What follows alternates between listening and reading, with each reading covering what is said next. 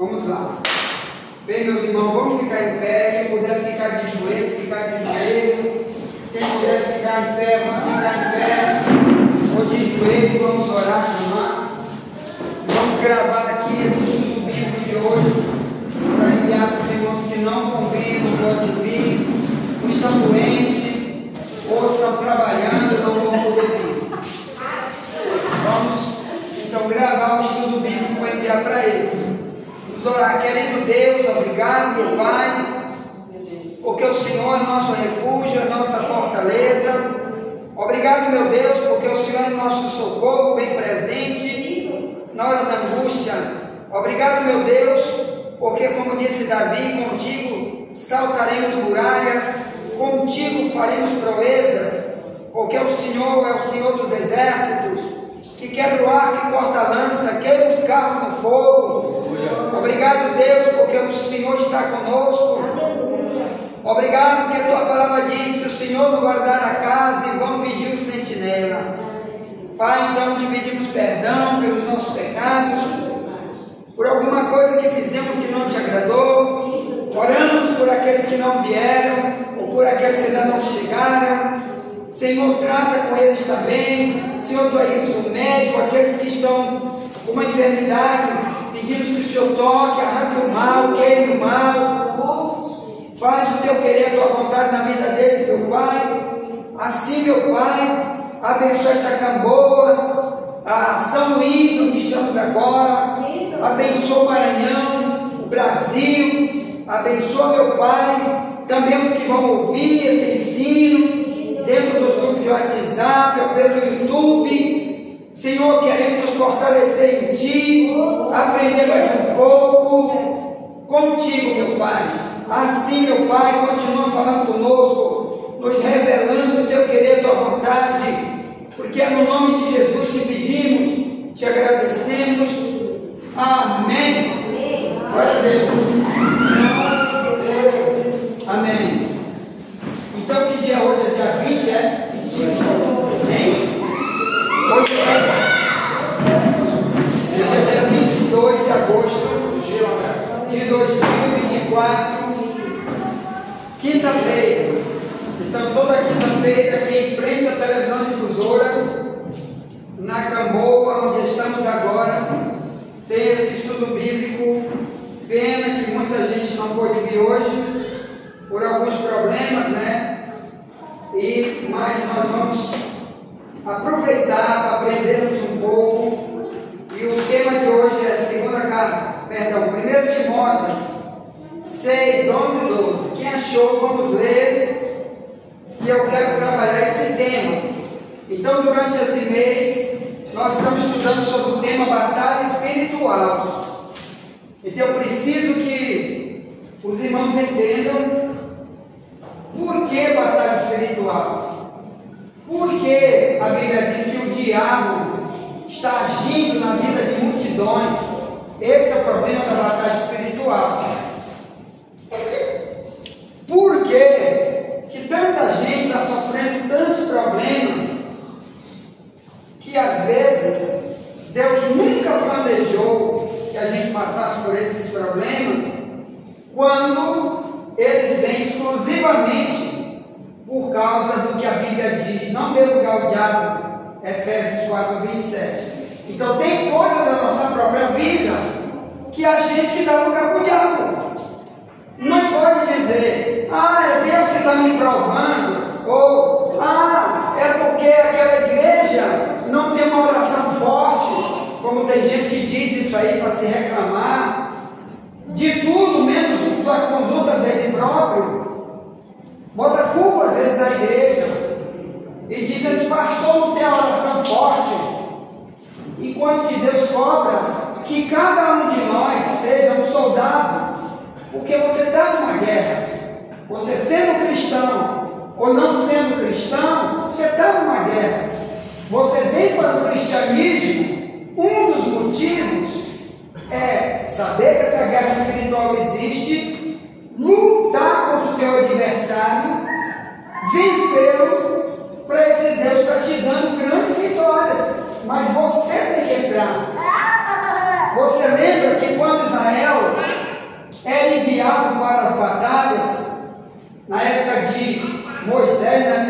Josué ou de Davi, que Deus dizia: eu vou dar a vitória contra os inimigos. Mas Deus mandava Israel para a batalha. E Deus ia lá e conferia a vitória. Mas o exército de Israel tinha que lutar. Era muito raro Deus dizer: não precisa lutar. Era muito raro.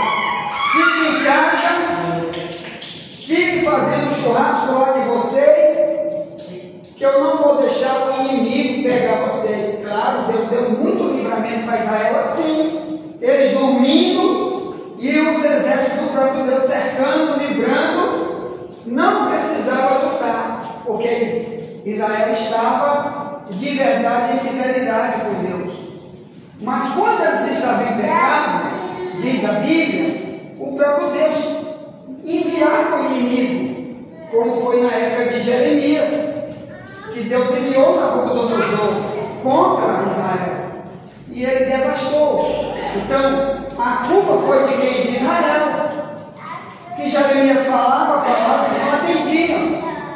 Então eu quero gastar esse período aqui, eu peço que, como é nosso estudo bíblico e é costume da gente ficar fazendo perguntas para ver qual é o grau de conhecimento que você tem dentro do tema, hoje, como eu vou gravar, eu vou pedir para você só suspender a mão para interromper, se for de verdade uma pergunta que você quiser fazer, para a gente ganhar tempo, porque tem o tema, ele é muito vasto. Então eu trouxe alguns versículos, algumas expressões que estão no texto que a gente vai ler. Quem achou o texto, lê aí, 1 Timóteo 6, 11 e 12. Bem baixinho para não gravar aqui na câmera. Mas tu, ó Deus, foge dessas coisas. Segue a justiça, a verdade, a fé, a caridade, a paciência e a saúde. Combate. 12. Combate o bom combate. Não, combate o bom combate da fé. Toma posse da vida eterna, para a qual também foste chamado, tendo já feito boa profissão diante de muitas testemunhas. Pronto, mas olha só, na tua tradução que você leu, no verso 12, a tua tradução diz: combate o bom combate da fé. Mas na tua está como aqui, Dona? Milita a boa delícia da fé, e toma posse da vida eterna, para a qual também foste chamado, tendo já feito boa confissão diante de muitas testemunhas. Pronto, eu quero mostrar para vocês o problema que está acontecendo aí, ó. Timóteo, ele era um pastor de uma igreja. O Paulo também era pastor dele. E agora ele escreve para ele, para dizer, ó, milita, na tradução dela aqui, ó, milita a boa milícia da fé. 1 Timóteo 6, 12. E toma posse da vida eterna. Agora me diga, irmão, como que você já é um pastor e eu vou dizer para ti, toma posse da vida eterna? Por quê? Que motivo leva Paulo a dizer, milita a milícia para poder tomar posse da vida eterna? Significa então o quê? Que se eu não militar, ou melhor, não lutar como a Bíblia diz que eu tenho que lutar, eu vou perder a vida eterna. Ou melhor, eu vou perder a minha salvação. É isso que Paulo está tentando avisar. Então, eu quero falar para você, primeiro, de algumas ações que fazem a gente perder a batalha espiritual. E se perdermos a batalha espiritual, não adianta estar em igreja, não adianta ser um cantor, um pregador, não adianta já ter escrito 1000 livros, fundar 1000 igrejas, não adianta dizer que sabe a Bíblia toda. Não, porque tem uma batalha, ou melhor, tem alguém que quer fazer você perder a vida eterna. Vocês estão entendendo o que eu estou dizendo? Então, primeiro, que ele está dizendo aí, milita a boa milícia da fé, toma posse da vida eterna.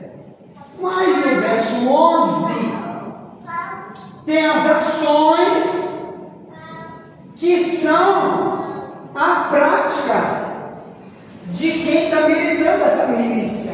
Ou melhor, no mundo comum, um militar, um policial, ou do exército, de qualquer força, ele tem suas armas, ele tem seu treinamento. Ou então ele não pode, quando chegar lá no confronto com o adversário, um assaltante, seja quem for, um ladrão, como que ele vai enfrentar se ele não estiver preparado para responder naquela hora? De uma forma que o adversário perca. Enquanto você sabe que por aí em confronto o policial morre em confronto, porque às vezes o inimigo atira primeiro, não é não? E mata o exército.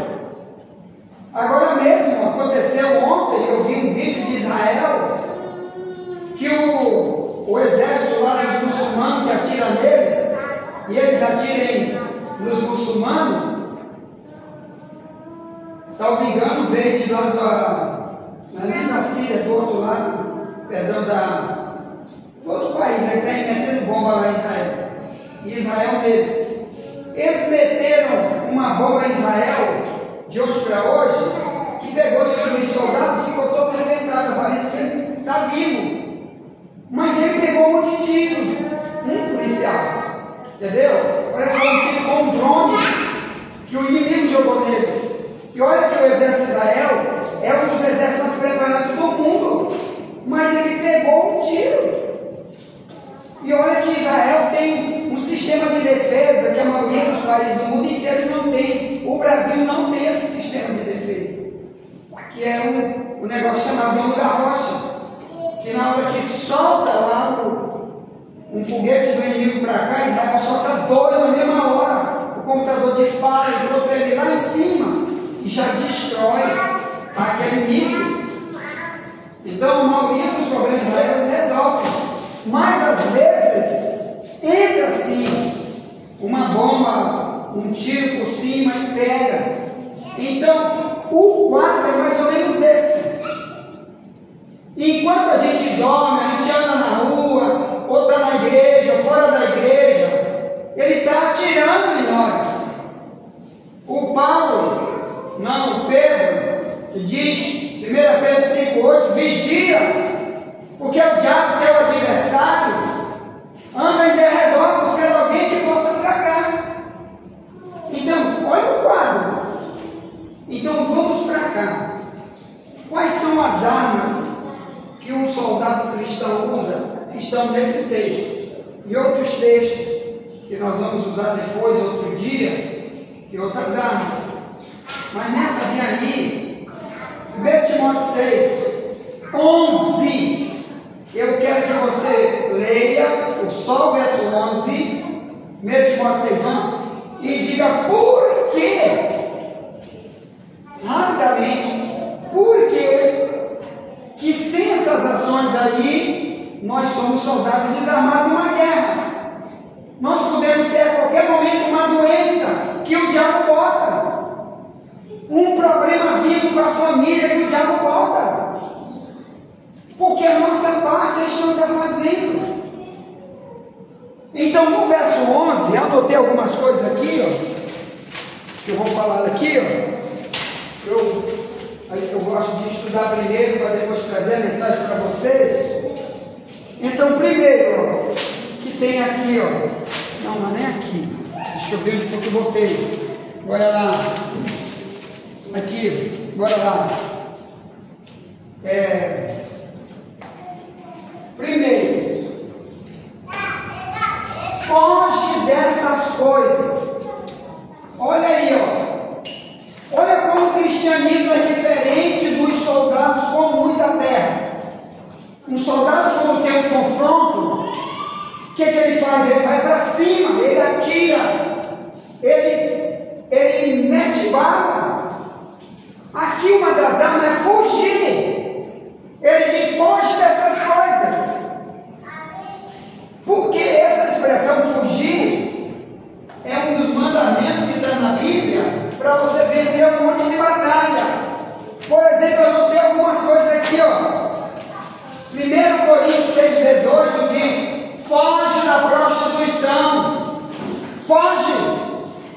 O que foi que José fez, irmão, para se livrar de um problema gigante na vida dele? Em Gênesis 39, 40, a mulher de Potifar disse para ele: olha, aqui dentro de casa, José, não tem ninguém mais hoje. Meu marido não está, os empregados não estão, só estão nós dois. Vamos ali para a gente nego. Aí tu sabe o que ele disse? Negativo. Ou não? Ele era o servo de Deus. E o que ele fez? Ela pegou na roupa dele para obrigar ele a praticar o sexo com ele. E ele saiu correndo e foi embora. Ora, se José, diz a Bíblia, que ele fugindo, ele já pegou uma cadeia de 2 anos, imagina se ele tivesse feito mesmo. Se ela agarrasse ele tinha que ser morto, ele ia morrer. E aí, todos os planos que Deus traçou para José e para o mundo inteiro, e para mim e para ti, porque nós viemos dele, nós derivamos de José, todos os projetos tinham se acabado vindo, porque ele ia ser morto, se envolver com uma prostituição, se agarrar numa mulher que não é dele, uma mulher que já tinha homem, e era mulher do patrão dele. E naquela época as leis do Egito era a morte. Então, primeiro, fugir. Enquanto um soldado comum, na polícia do Brasil, de qualquer lugar, que o bandido vem para enfrentar a polícia, tem que ir para cima. No cristianismo tem hora que é hora de fugir. Esse problema aí é fugir. 1 Coríntios 10, 14. Foge da idolatria. 1 Coríntios 10, 14. Paulo diz: foge da idolatria. O que é fugir? Eu estou numa igreja onde adora ídolo, faz oração para ídolo, tudo lá é ídolo, tem que ter ídolo no meio. Eu digo: essa igreja eu não fico mais. Porque o ídolo, nesse mesmo capítulo lá de 1 Coríntios 10, Paulo diz que o ídolo é servir a demônio. Que toda vez que eu estou com o ídolo, eu estou buscando demônio para a minha vida. A Bíblia manda a gente servir só a Deus. Agora mesmo, eu estava pregando com um irmão ali, que já foi membro aqui da igreja, e ele com uma camisa com o ídolo do catolicismo romano, e eu botei a mão na barriga dele assim, e eu disse: ó, teu problema primeiro está bem aqui, ó. Aí o que? Eu estou muito mochudo? Não, meu amigo, você carrega um ídolo. A Bíblia diz que o ídolo é uma imagem de ciúme, que causa ciúme para o próprio Deus. Ezequiel 8, 1 em diante. E um monte de outros textos está lá na Bíblia. Porque Deus é só Ele que quer ser adorado, buscado. Único centro, Ele é um Criador, um Salvador. Nunca na Bíblia você vê nenhum mandamento do verdadeiro servo de Deus. Ele está orando, pedindo coisa para a gente que já morreu. Ele pede só para Deus. Então, tudo que o diabo quer é que você fique atrás de um ídolo. Enquanto isso, o diabo, ele está por trás de tudo isso. Então, meus amados irmãos, a batalha é essa: a pessoa vai para uma igreja onde tem ídolos. Por quê? Porque não tem mandamento, não tem lei, não tem ensino bíblico. Porque tem ídolo. E o diabo quer esse tipo de igreja, onde você, quando não tem mandamento, não tem lei nenhuma, você fica lá: eu estou orando para a Virgem Maria, estou orando para São José de Ribamar. Enquanto isso, também está liberado para tomar cachaça, fumar cigarro, ser gay, e não tem mandamento, porque onde tem ídolo tem engano, porque tem diabo. Isso é batalha espiritual para a pessoa ficar numa religião dessa. Como eu disse para ele, Eu disse, irmão, você sabia que esse ídolo que está aí no peito, nessa camisa, todos os terreiros de macumba usam esse mesmo ídolo com outro nome. Todos os terreiros de macumba. Por quê? Porque são demônios. Ah, é porque é minha mulher que me leva lá à igreja não sei o quê, e por isso ela me deu essa camisa.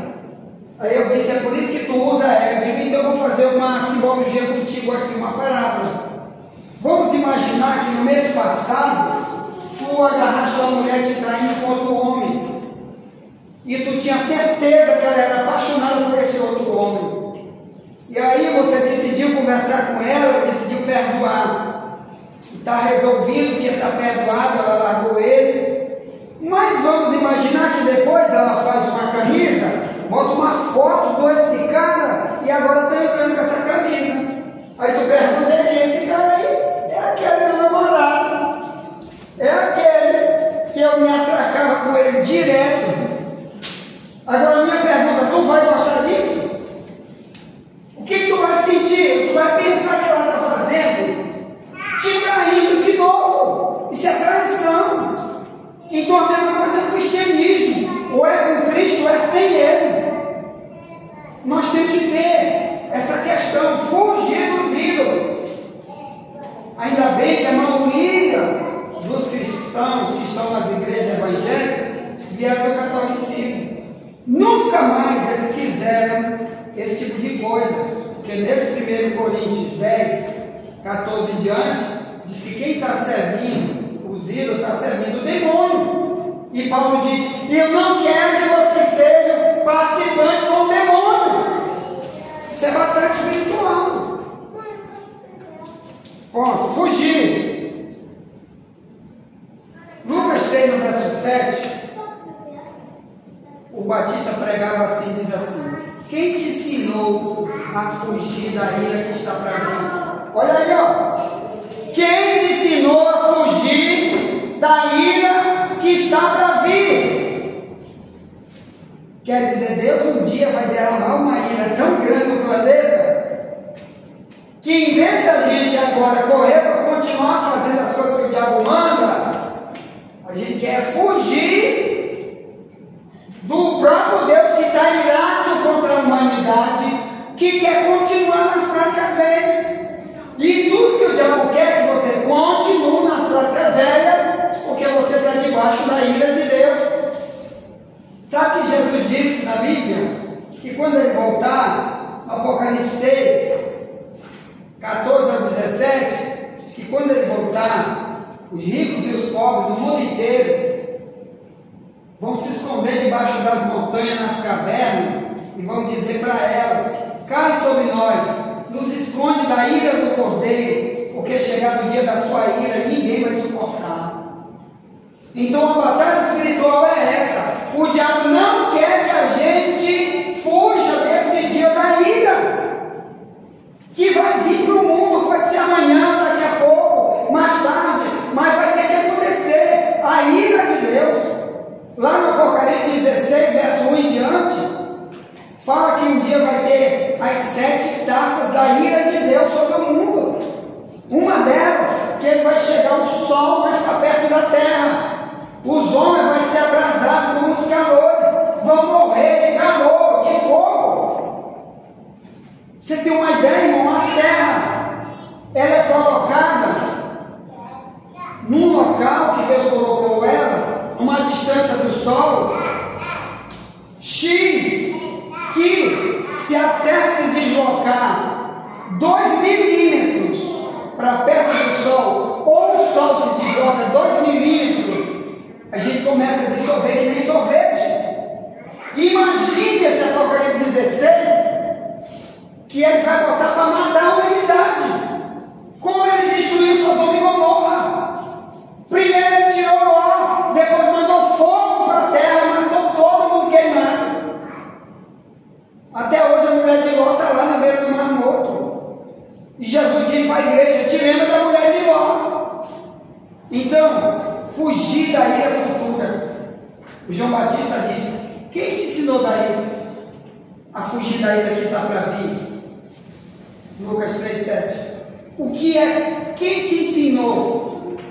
Entendeu? É bem o que Jesus falou em Mateus 23,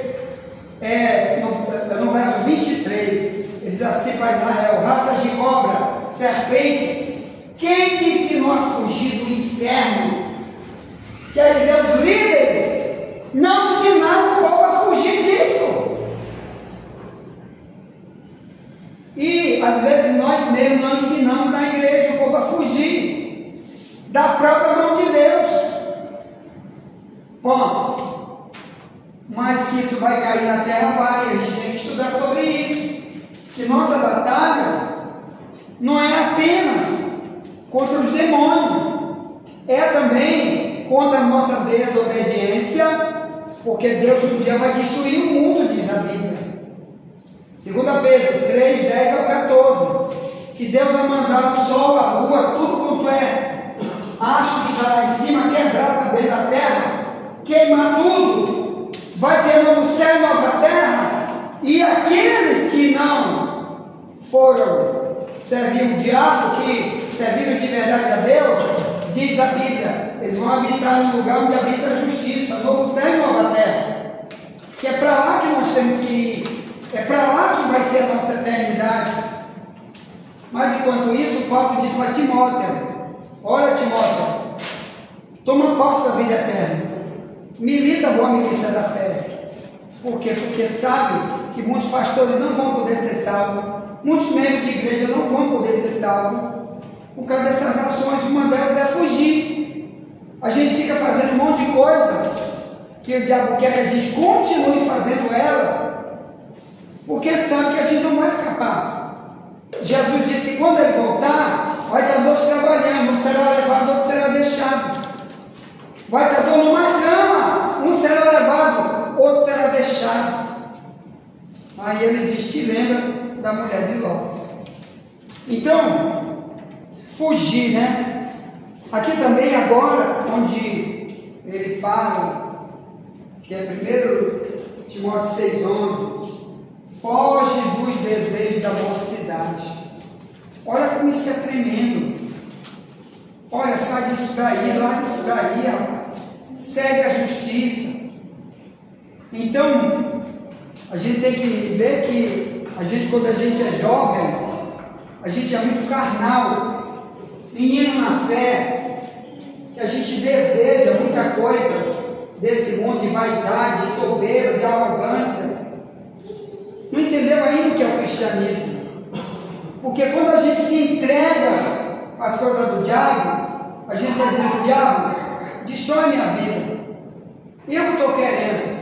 Mas quando você começa a ler a Bíblia, que tem essa batalha, e que essa batalha sou eu que tenho que ir para me defender, então eu tenho que fazer minha parte. Não adianta botar a culpa no pastor. O pastor não está na igreja, o pastor não sei o quê.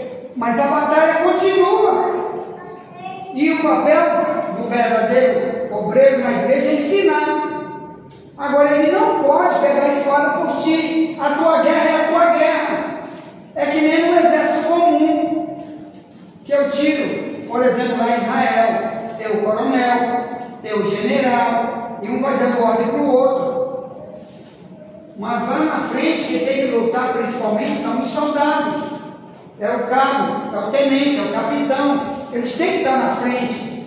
Geralmente, o general, ele está em algum lugar numa torre de comando, dando ordem: olha, entra para cá. Ele está com uma equipe aqui, ó, como Israel trabalha com hackers. É um dos trabalhos que Israel faz para vencer guerra hoje, uma guerra cibernética. Então o general fica numa sala gigante, computador para tudo quanto é lado, e um monte de hacker sabendo onde vai disparar. Lá no céu, não sei quantos quilômetros, o hacker vai destruir, vai entrar agora um míssil vindo da Síria, vai vir não sei de onde. Aí na mesma hora o general aciona para cá: olha, mano, envia lá o drone para tal lugar, envia para lá um avião para tal lugar, ou os navios. Então, numa milícia tem que ter os líderes, que são a cabeça pensante do trabalho. Numa milícia, se não tiver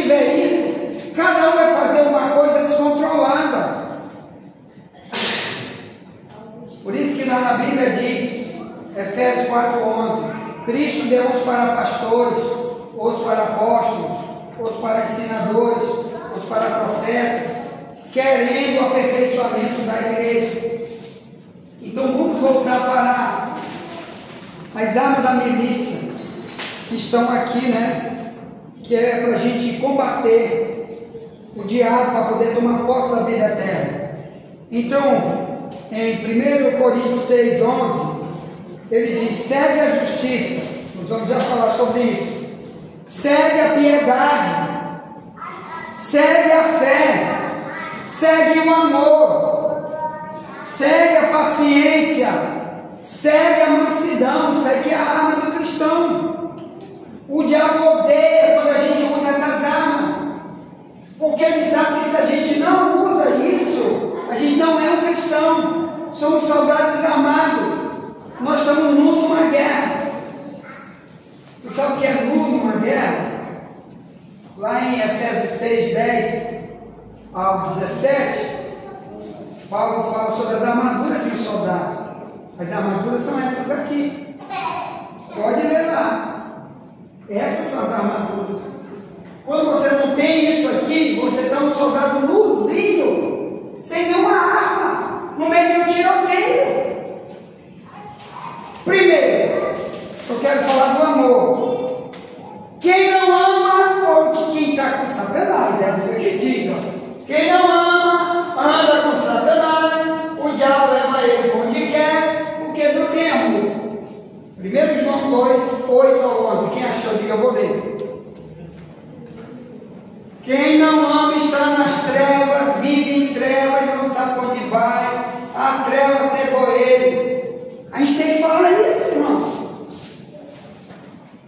O amor é a principal arma do cristão. Para você estar preparado, o diabo odeia o amor. Ele gosta do ódio, da vingança. O diabo gosta da traição. Quando um cristão enrola o outro, trai o outro. Com soberba, trata o outro com malignidade. São armas de Satanás. 1 João 2:8-11, bem do ladinho do Apocalipse. João diz: quem não faz isso está em trevas, está andando nas trevas. Quem achou, diga, eu vou ler. Outra vez nos extremos do mandamento. Outra vez nos extremos do mandamento novo, que é verdadeiro. Nele e em vós, porque vão passando as trevas, e já é a verdadeira luz. Lumia. A verdadeira luz alumia. Aquele que diz que está na luz e aborrece o seu irmão, até agora está em trevas. Aquele que ama o seu irmão e está na luz, nele não há escândalo. Mas aquele que aborrece o seu irmão está em trevas e anda em trevas, e não sabe onde deva ir, porque as trevas lhe cegaram os olhos. Olha aí, irmão, você imaginou? Eu sou um soldado. Estou falando que eu fui um policial, enfrentei muito confronto com bandido na rua. Aí você imaginou que eu sou um policial cego, dos dois olhos. E alguém diz: ó, está tendo um monte de bandido ali armado com ponto 50, vai lá. Tu mais uma equipe, aí eu levo também um monte de equipe, todo mundo cego. Eu levo 10 homens, 20 homens, 50 homens, tudo cego, para ir para uma batalha dessa. Irmão, a polícia não salta do carro, os bandidos vêm atirando. Você é cego, não está enxergando nada, você morre. Ele está dizendo aí que não ama, ele é cego. As trevas cegaram ele, e ele não sabe onde ele vai. E o João diz assim: até agora está em trevas. Então não esquece que o ódio é coisa do diabo. Quem faz essas coisas é o rei de Satanás, que fica fomentando quando alguém faz o mal para ti e diz para ti: não perdoa, dá o troco. Quando eu era do mundo, eu dizia: tu me bateu, eu te bato. Se Se tu fizer um mal para mim, eu vou te esperar de trás de um poste, eu vou te dar um tiro, mais cedo ou mais tarde. Quando a gente é cristão, a gente vê que a gente estava sendo instrumento de Satanás para fazer o mal para os outros, mas o principal mal estava fazendo para si, porque Deus vai cobrar. Deus não criou ninguém para ser escravo do diabo, para ser utilizado por Satanás, para a destruição de ninguém. Então, primeiro ponto, amor. 1 Coríntios 13, 4 a 8, o amor tudo suporta, tudo crê, tudo espera, o amor não se soberbece, não trata com leviandade. 1 Coríntios 13, 4 ao 5.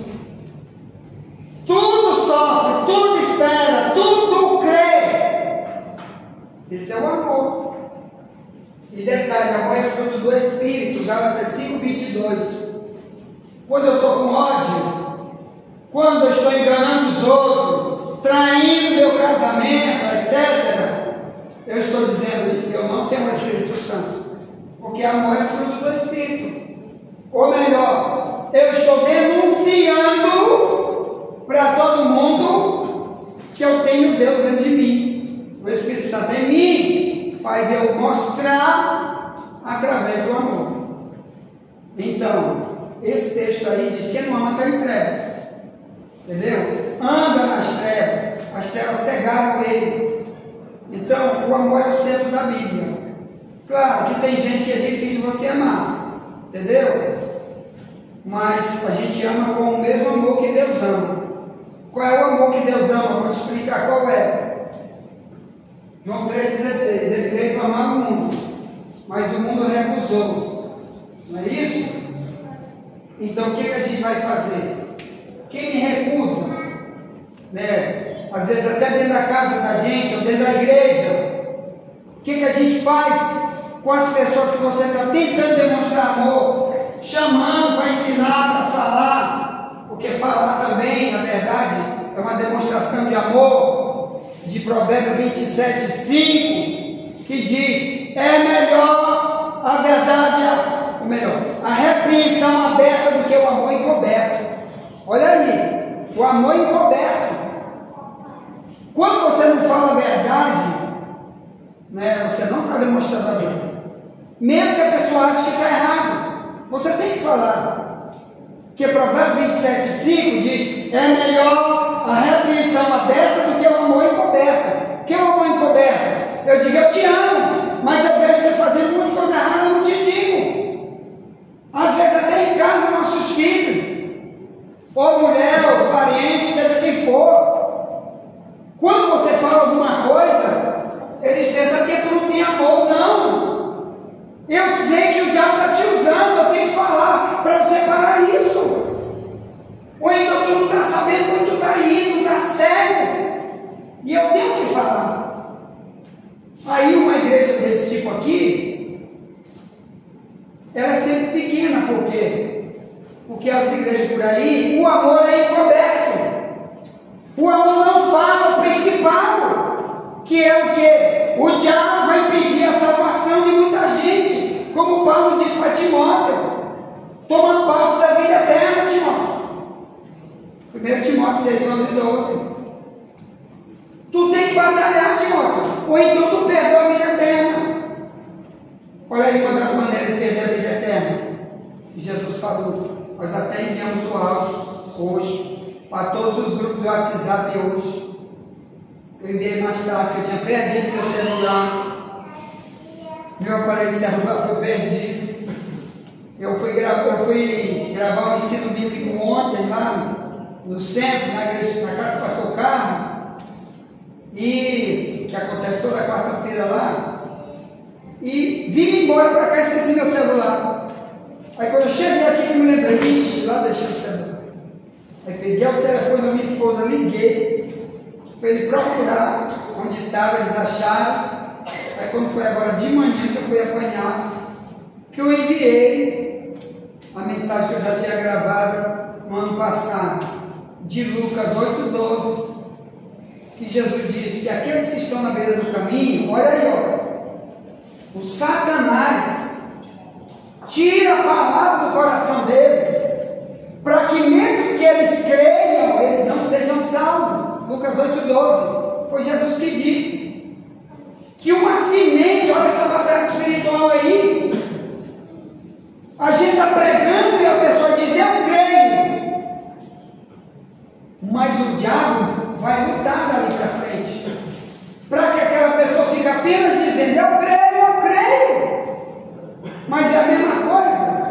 Por exemplo, vamos dizer que é surdo e cego, aí tu decide te deitar naquela pista bem ali, fica lá deitado, bêbado, não tem esses bêbados por aí, vamos imaginar que o cara bêbado, surdo e cego, se deita bem ali no meio da pista, aí lá vem dali um carro em alta velocidade, também o cara bêbado, doido, lá vem, e a gente viu aquele quadro ali, todo mundo começa a gritar, sai daí, fulano! Ele não vai sair. Mas vamos imaginar que ele escute e ele diga, eu creio. E se ele continuar deitado lá, vai acontecer o quê? Ele vai morrer, aquele carro vai passar por cima dele. É a mesma coisa que a gente está dizendo, gente, é uma batalha espiritual. O diabo está em derredor. Ele quer trazer um monte de tribulação para nós. Ele quer te tirar da igreja, quer te desviar do cristianismo.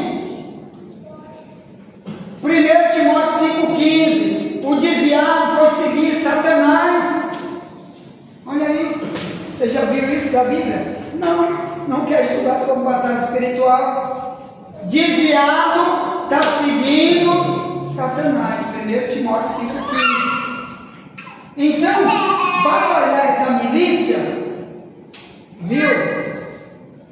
Só dá nisso. Vamos lá.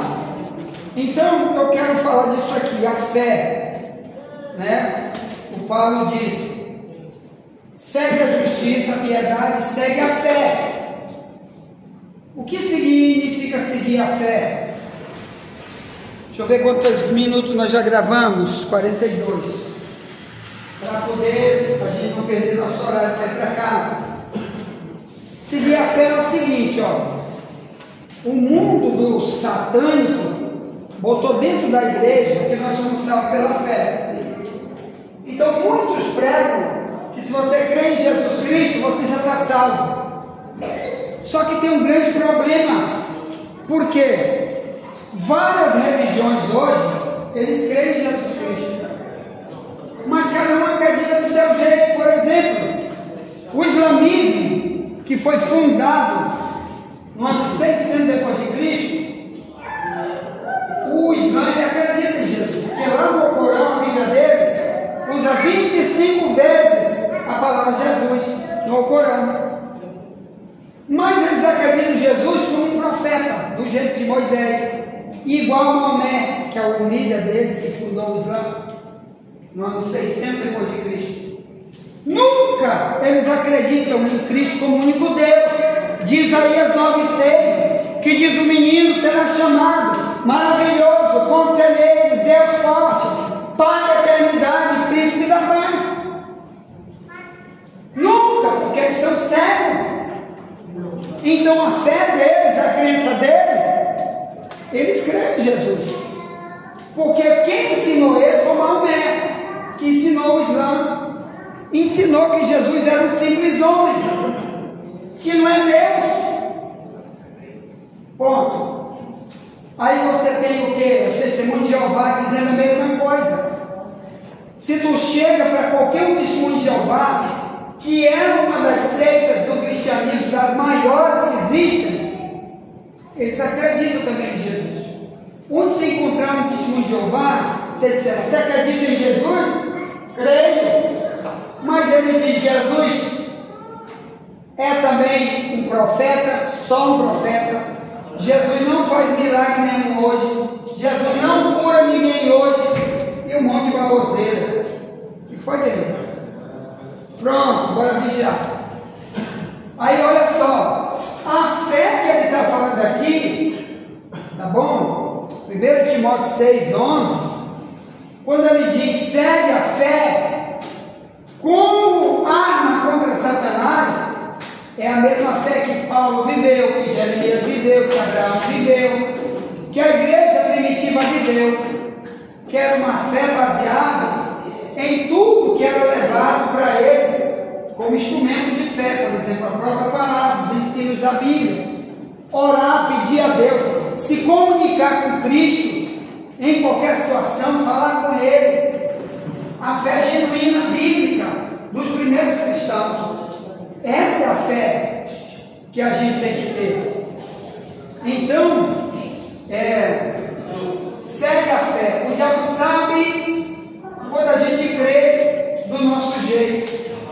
Ainda tem mais um problema sobre a fé para nós dentro da igreja. Glória a Deus, igreja. Aleluia. Olha aí, ó. A fé dentro da igreja. Olha o perigo para nós. Tiago 2, 17 em diante. Diz assim: tu tem fé? Olha o que Tiago está dizendo. Os demônios também creem e estremecem. Ele disse: a fé sem a obra é morta. Ele disse: me mostra a sua fé sem as obras, que eu vou te mostrar a sua fé pelas minhas obras. Porque a fé sem a obra é morta. Então o que ele está dizendo ali? O cristianismo ele não apenas acredita, mas ele pratica o que ele ouve da Bíblia. Ele pratica o que ele já sabe que está escrito, que a igreja primitiva praticava. Isso aí é a obra que vem da fé. Pode falar, meu irmão. Pastor, essa parte que você está falando, ela se encaixa no mesmo contexto que Paulo diz tudo sobre. No mesmo contexto. Sim. Muito bem. Então, Paulo, você vê a história de Paulo, ele sofria demais, andando em vários países, ele apanhava, passava fome, era preso e passava muita dificuldade, sem dinheiro. Por quê? Porque ele estava tentando ir até aquelas cidades mais distantes para pregar, para avisar. Isso é fé. Porque ele podia muito bem dizer: rapaz, eu não acredito que tem negócio de céu, que tem negócio de inferno, que tem negócio de diabo, que eu posso pregar e a pessoa sai da mão de Satanás e vai morar no paraíso, que é um lugar muito rico. Ele podia dizer isso, mas ele acreditou. E essa fé que Paulo teve foi que fez a gente também estar aqui. Porque não só ele escreveu sobre isso, mas ele deixou o testemunho dele e de outros que fizeram igual. Então, quando o Paulo diz para Timóteo: segue essa fé, porque isso aí faz parte da tua milícia, da tua vida como soldado diário, para o diabo olhar que tu tem esse tipo de fé, e a maioria dos cristãos não tem esse tipo de fé. Aí ele está dizendo: Timóteo, tu vai ganhar a vida eterna, os outros não. Timóteo, qualquer um que fizer igual eu estou dizendo, como eu estou falando para ti, segue esse tipo de fé, ele tem a vida eterna, Timóteo. Toma posse disso, Timóteo. Mas quem não tem esse tipo de fé, aí o que vai acontecer? Ele morre enganado. Me disseram que Cristo vai salvar a igreja. Eu odeio quando eu vejo isso, alguém pregando isso no YouTube, da agora eu desliguei. Eu estava assistindo um pregador, desliguei na mesma hora, cuidei da outra. Ele, em vez de explicar: Cristo vem para salvar a igreja. É mentira, irmão. Aí as pessoas que estão dentro da reunião do culto pensam que está falando com eles. E igreja são as pessoas que o Espírito Santo mora dentro do corpo delas. 1 Timóteo, 1 Coríntios 3, 16 ao 17. O teu corpo é o templo do Espírito Santo. Igreja não é prédio, igreja não é reunião. A não ser que seja reunião só de gente que está servindo a Deus de verdade. Aí sim, ali é uma igreja. Agora eu sou muito responsável de estar pregando com uma igreja, como eu vejo aí, o cara pregando para mais de 1000 pessoas num evento de cruzada de rua, como esse maluco está dizendo: Cristo veio salvar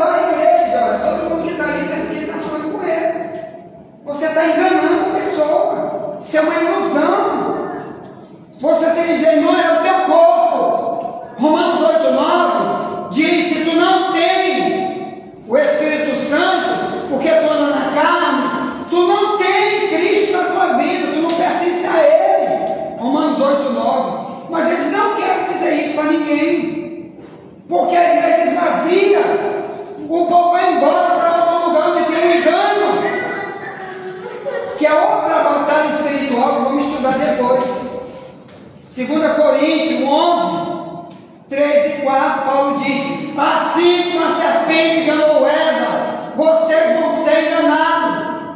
Porque se alguém pregou outro evangelho, que não seja o evangelho que eu tenho pregado, vocês vão receber outro espírito e vocês vão sofrer.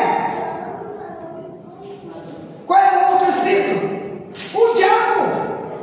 Então tem demônio trabalhando na igreja. Qual igreja? Onde não tem os ensinos de batalhar a verdadeira milícia. Onde a pessoa pensa que é só cantar, então tá bom demais. Aqui é só negócio de dizimar, ofertar, só isso, eu estou salvo. É mentira, tem um monte de outras coisas para fazer. Bom, eu anotei algumas coisas aqui. O amor, quer falar de mansidão. A mansidão é outra arma contra o diabo. Você quer ver? 2 Timóteo 2, 24 em diante. A mansidão, eu sei que eu peço muito isso para Deus, tem hora que eu estou na flor da pele. Sem brincadeira, já eu até vi aqui em casa um dia desse. Minha mulher falou um negócio que eu tive que responder na mesma hora, muito chateado, porque uma coisa que ela falou aí, eu tive que responder, depois eu fui pedir perdão para Deus. Porque você às vezes, irmão, vê um negócio dentro de casa, um negócio de filho, e você quer falar, o outro se interrompe para você não falar. Epa, peraí, quem está falando sou eu, hein? Agora é minha vez. Quando for a tua vez de falar para teus filhos, tu tem que falar, agora é minha vez. Eu vou falar, porque é meus filhos. Já estava ouvindo, já estava aqui tomando café com a gente. Então tem hora que você se excede. Está errado, está errado. Mas a Bíblia diz o quê? Irai-vos, mas não pequeis. Não dê lugar ao diabo. Efésios 4, 26, 27. Então tem hora que a ira vem, você tem que se segurar. Pedir perdão mesmo. Por isso que tem que fazer isso, ó, que o pregador, ele tem que ser manso. Porque senão você não pode libertar as pessoas que estão na mão do diabo. Vamos ler o texto. Que é Paulo que diz ali, ó. Você, 2 Timóteo 2, 24 em diante. Você não vai poder libertar as pessoas que estão na mão do diabo, sem mansidão. Olha aí, vamos ler. E ao servo do Senhor não convém contender, mas sim ser manso com todos, apto para ensinar, sofredor, instruindo com mansidão, os que resistem, aos que resistem, a ver, porventura Deus declarar arrependimento para conhecerem a verdade e tornarem a despertar, desprendendo-se dos laços do diabo, em cuja vontade estão presos. Olha aí, ó, esse último versículo, 2 Timóteo 2, está falando que tem muita gente presa nos laços do diabo, que está fazendo a vontade do diabo. Eles estão algemados. E às vezes você vai ter que falar. E às vezes você se zanga como eles reagem contra você, que às vezes é arriscado sair do espírito para entrar na carne. E aí está dizendo que para libertar a gente que está na mão do diabo, tem que ter mansidão. Ou melhor, tem hora que tem que falar e tem que se calar. Se ele rebater, te cala que não adianta. Entendeu? Porque você está lutando com gente endemoniada. É isso que Paulo está dizendo. Batalha espiritual é isso. E eles não sabem que é preciso falar. Porque tem gente que está presa, acorrentada. Uma vez, olha Deus, às vezes dá experiência com o diabo para nós. Uma vez, eu me lembro quando eu morava na casa da minha mãe, tinha um vizinho chamado Bill, ele já morreu. O Bill já morreu, ele era de uma igreja, mas vivia na cachaça, de vez em quando estava na igreja, estava na cachaça. Ele já morreu. Assembleia de Deus dele. Ele era vizinho da casa da mamãe, eu morava com ele, ou com minha mãe. e de vez em quando eu pregava para ele se encontrava na igreja. Uma vez eu sonhei com ele. Eu sonhei que ele andava com uma algema no pé. Você sabe como é que a polícia agora está botando nos bandidos aquelas algemas no pé, né? Que eles andam com aquela corrente no pé, que nem você prende macaco por aí e bota ele no pé de pau. Mas no sonho eram as duas pernas. Eram as duas pernas penduradas numa corrente só. Aí eu liguei para ele, eu digo, Bill, tu está onde, Bill? Aí ele disse, eu estou no Maiobão, eu estava na Saldanha. Ele disse, Bill, larga tudo que tu está fazendo, vem aqui agora, Bill. Aí eu não posso ir agora, olha o que aconteceu. Eu não posso ir agora, Bill, larga tudo que tu está fazendo aí, Bill, vem aqui agora que eu quero orar por ti. Eu era novo convertido. Aí ele, não, agora não, irmão, de noite eu vou para casa, a gente conversa. Tá bom. Rapaz, com 1 hora de relógio ele chegou lá em casa desesperado. Ele chegou, ele veio de táxi, eu não sei de que ele não tinha carro, nem moto, nem nada. Com 1 hora mais ou menos ele chegou desesperado. O que foi, Bill? Ah, depois que você bateu lá no telefone, eu vi um Fusca, do outro lado da pista ele vinha andando de pé. Ele vinha do outro lado, vamos imaginar que o Fusca vai aqui desse lado da pista e ele está do outro lado da pista.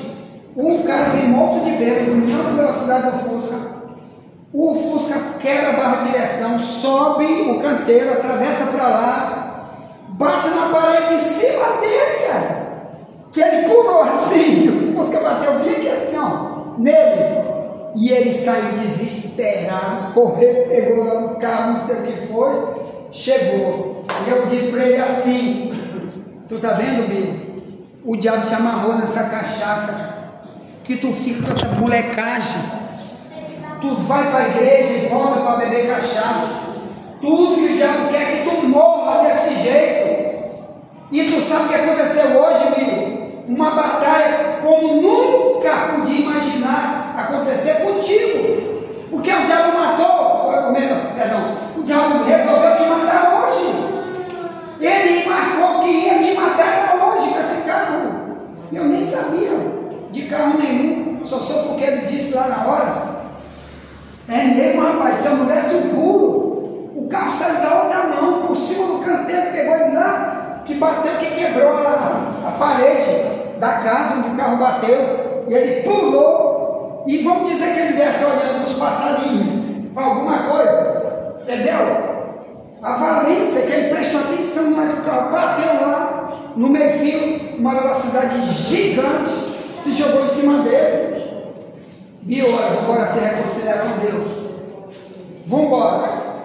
Olha só o que aconteceu. Olha só o que aconteceu. Quando eu estou orando, Deus abre a visão dele. Ele teve uma visão que o diabo estava chorando. Ele viu um demônio lá na cozinha lá de casa da minha mãe. O diabo chorando. Olha aí, eu estou olhando ele chorando. Eu digo, por que ele quem? Porque ele já tinha visto aquele bicho várias vezes andando com ele, que era como se fosse um homem andando com ele. E ele disse, olha aí, eu estou olhando ele chorando. Aí eu me virei para o lugar onde ele marcou, né, que ele disse, ali aí, ó, que eu estava olhando, quem estava olhando era ele. Eu disse, ah, Satanás, tu está chorando porque tu perdeste esse aqui. Deus revelou, Satanás, tu perdeu esse, pode sair daqui agora em nome de Jesus. Aí expulsando, orando, e ele voltou. Agora, depois de um tempo, nós mudamos para outro bairro. Nunca mais vi falar sobre Bill. Depois foi que eu vi dizer que ele morreu. Não sei como ele morreu. Sim, eu teve mais outro episódio. Antes disso, ele sonhou sobre a volta de Jesus. Como ele era um crente que está e não está na igreja, né, vai hoje, depois está no grog e depois não vai mais, depois volta e se reconcilia. Ele teve um sonho. Ele sonhou que ele foi chegado no céu. Ele chegou no céu. Aí um varão com um livro na mão, chamando o nome de todo mundo. Aí chamava, né? E olhava no livro para ver se estava lá. Aí quando ele disse, que o nome dele não era Bill, era outro nome. Fulano, não sei o que, não sei o que. Aí olhou aqui e o anjo disse, ah, está aqui o nome dele.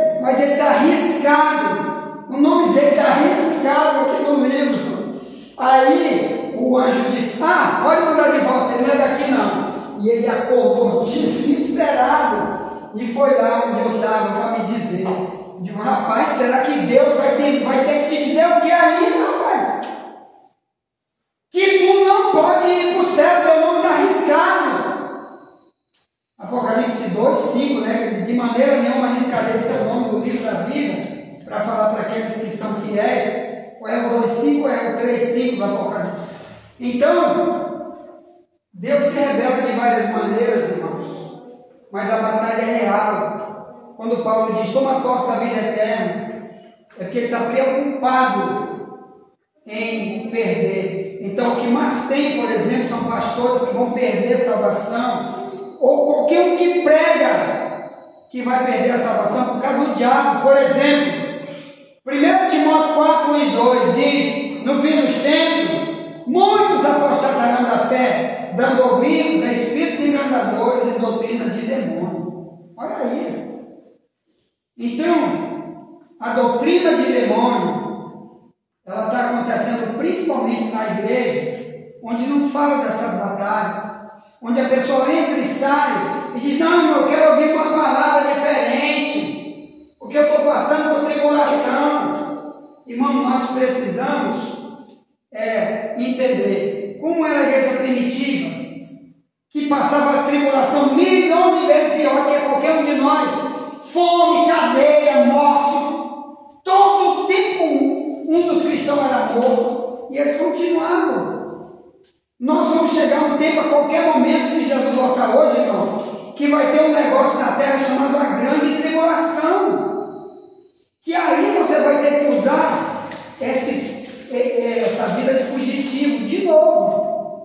E está aqui, ó, eu até escrevi Lucas 21:21. Quando você vê essas coisas, foge, não volte mais, fuja, sai da tua casa, vai para outro lugar, não fique lá. A mesma coisa, Mateus 10:23, Jesus dizendo para os discípulos: quando alguém te perseguir em algum lugar, foge, vai-te embora para outro. Porque isso vai ser agora, por exemplo, o irmão Bosch sonhou aqui com bomba, com tudo caindo aqui. Ele já teve esse sonho. Um monte de gente que eu conheço já teve esse sonho. Guerra. E as pessoas fugindo, largando casa, largando tudo, indo embora daqui de pé, abandonando tudo. Ele sonhou que estava ele e aquele menino ali, o Lucas, e a esposa dele, que é daqui da igreja, e eles fugindo, correndo, e no sonho, a esposa dele, a irmã como é? Eunice, que é daqui do ciclo de oração. A Eunice se lembrava: mas a mamãe ficou em casa, eu tenho que buscar a mamãe. E ele via que não dava tempo no sonho. Não podemos voltar, como se quem voltasse não tinha mais jeito. Ia ser destruído por aquele monte de fogo, estava caindo em cima, para baixo, avião, passando, porque vai ter uma terceira guerra mundial. Vai explodir a qualquer momento, irmão. Essa guerra de Israel aí é o pavio. A Rússia, com esse país aí que está lutando faz tempo, é pavio dessa terceira guerra mundial. O Donald Trump entrando agora aqui em outubro, ele já disse que vai, o presidente dos Estados Unidos, ele vai acabar com o problema do Brasil. Ele vai mandar prender o Lula, que é o maior narcotraficante do mundo, a Lula. Narcotraficante, eu estou gravando para a Polícia Federal, que tem um monte de delegado federal me ouvindo, aqui, coronel, todo mundo me ouvindo, eles sabem disso. O general da Venezuela, do lado de Maduro, está preso nos Estados Unidos, que ele é um dos maiores narcotraficantes do mundo. O nome dele pode botar no Google. General da Venezuela preso, acusa Lula, denunciou Lula, que ele dava dinheiro do narcotráfico. Os Estados Unidos já sabem de tudo isso. Isso vai ter uma guerra muito gigante.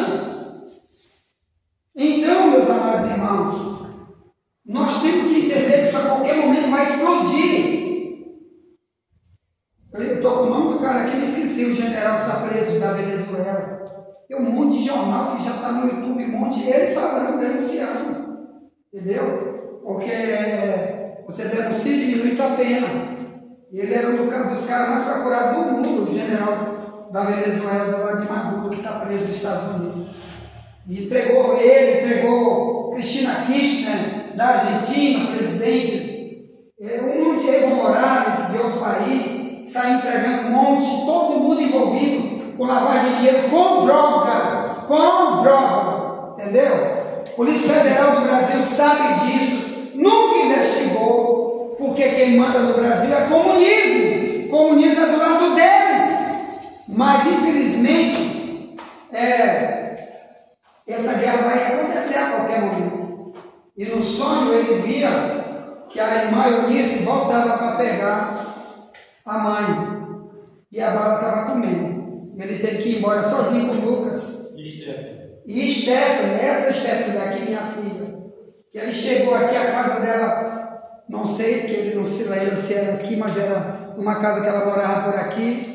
E bomba tinha caído também na casa dela, ela estava sozinha com umas malas querendo sair, tudo quebrado, e ele pegou apenas Stephanie e Lucas e saíram voados, multidão de gente, viu, correndo, era sangue para todo lado, abandonando o carro, abandonando tudo, e ele teve esse sonho, tá aí ele, que possa contar depois de novo, para a igreja saber.